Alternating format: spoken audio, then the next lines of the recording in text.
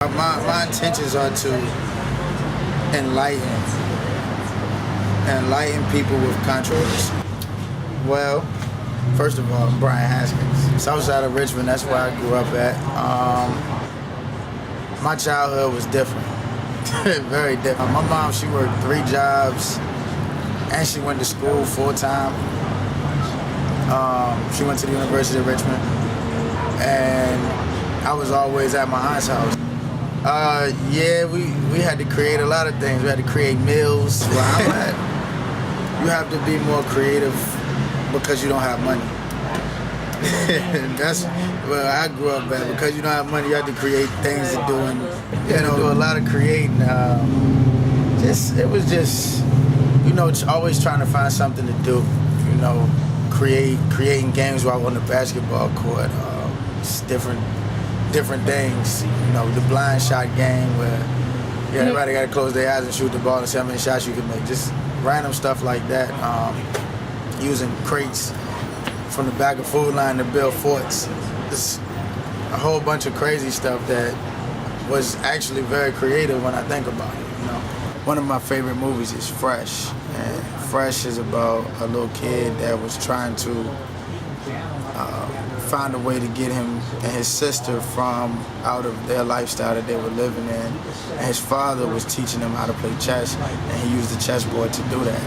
And that's one of my favorite movies because, I do that all the time. I use the chessboard to create situations because everything comes from different angles. So I use the chessboard to create situations in my life that I could possibly maneuver around, or I could see it coming before it get there. It was difficult, because, when I was in middle school or elementary school, my brother was in high school, so I would have to wake up when he had to go to school in order to get to my aunt's house. So instead of being in bed until 7, 8 o'clock, I'd be up at 4:30 every morning getting ready to go to my aunt's house.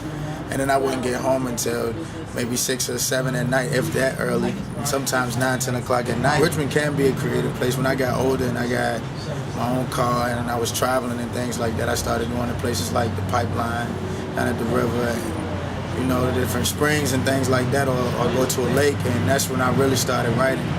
Because I just used to write to clear my head and have my little journal in there. So I usually have my headphones in when I'm writing.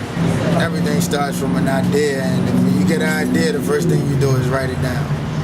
So, whether it is a computer or a car, somebody had to write it down.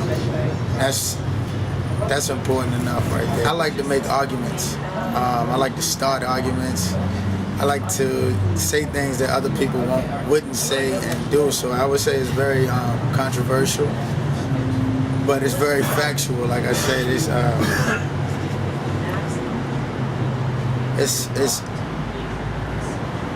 I do my research. I try to make sure everything that I'm gonna say is on point. So if somebody was to go behind me and check me, because I used to be an editor, so if somebody go behind me and check me and fact check my stuff, they're gonna know, okay, yeah, he did his work. I know he knows what he's talking about because I see that right here. I am a very analytical thinker, but I'm never, ever in a box. So, I think all different kinds of ways. I do believe I am practical, and I am creative as well, obviously, because I love to write, but I'm very analytical. A lot of my writing is analyzing and factual, fact-based and things like that. So I do believe I am a very analytical person. It just comes from reading a lot. That's another thing about writing. Read a lot. Always read. I write to where somebody has to argue me. Somebody has to come back at me.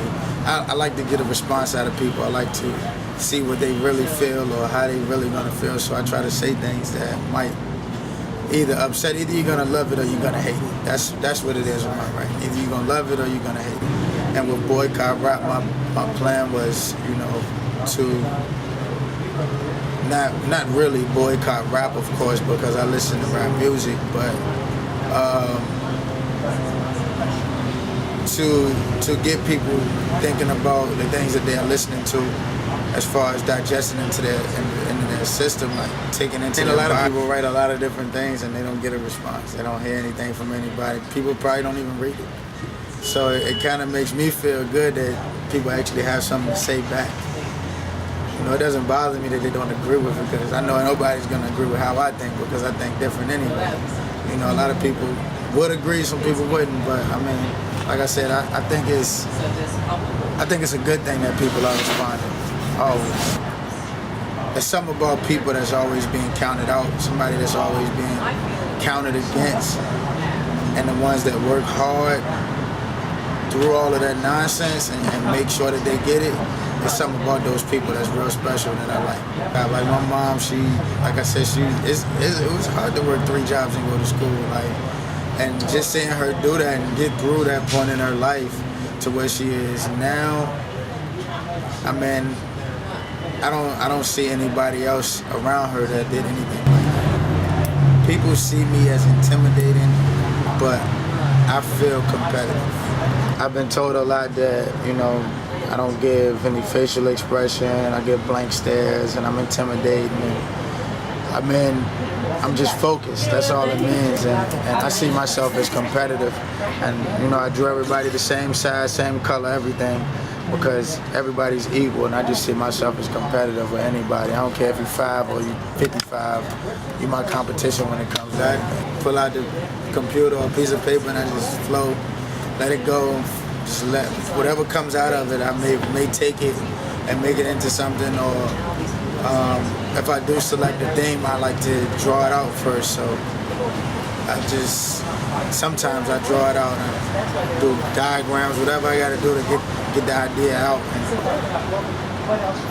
And that's pretty much how I write. I'm definitely a puker. I go with the flow for a lot of things. I have no idea what I'm going to talk about sometimes before I do.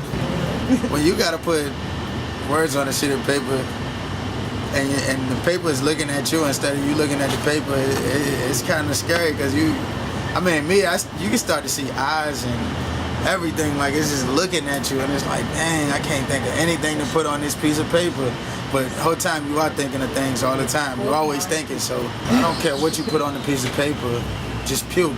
And whatever you come up with, you're gonna find something good out of it, I promise you.